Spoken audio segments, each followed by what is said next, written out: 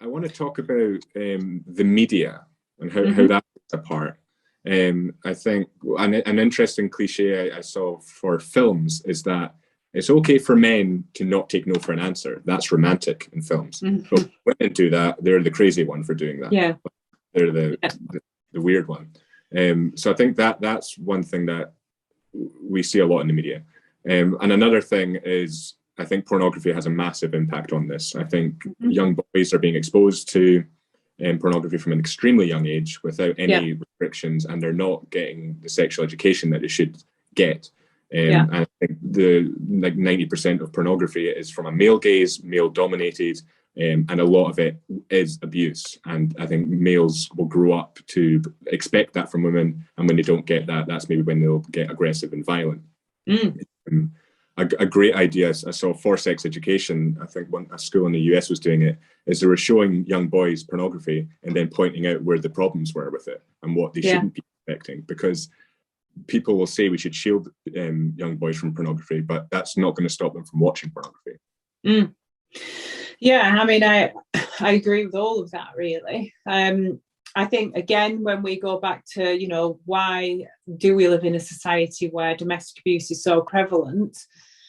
Things like the media, films, even music, I think all of those things have an impact on women and on men in different ways. And I think we still romanticize abuse of women. Not just within pornography, but that's obviously, a big theme within pornography. But, in the films, like you say, that it's seen as romantic for a man to relentlessly pursue a woman and don't take no for an answer, and you keep fighting for her, when actually what we're seeing there is stalking. It's unwanted attention. And a man forces himself on a woman in a film, and then eventually the woman relents and they fall in love, and all of that nonsense. None of that helps men or women.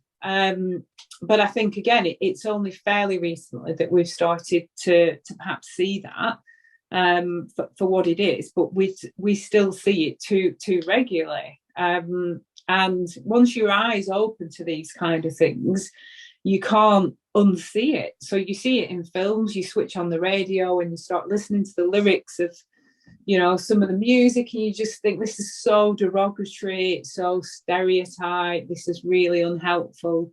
I think it's very, very difficult for young people growing up now with the pressures that they have on them from social media, etc., and the availability of pornography. It's very difficult to avoid it. And what we are seeing, I think, is often quite abusive. As you say, it's unrealistic, isn't it? That's not how, most people have sex, but that's how they think that sexual relations, should be. So, we're setting them up to fail from day one. And so much pornography is actually, quite, well, a lot of it is very violent towards women.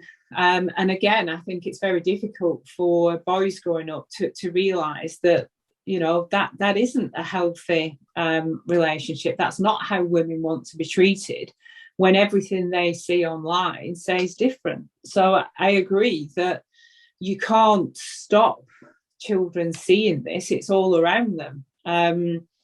So, they do need to be educated about healthy relationships in every aspect of it. There is, again, it's always women that end up on these courses of healthy relationships. There's something called the Freedom Programme, which lots of women who have been through abusive relationships are expected to attend if they've got social services involved, etc., if they've got children. And they're expected to go on these courses to learn about not just what an unhealthy relationship is, because that's what they've been living in, but actually comparing that to what a healthy relationship looks like, because sometimes they've never seen that. They might have grown up in a house where their parents were in a very abusive relationship as well.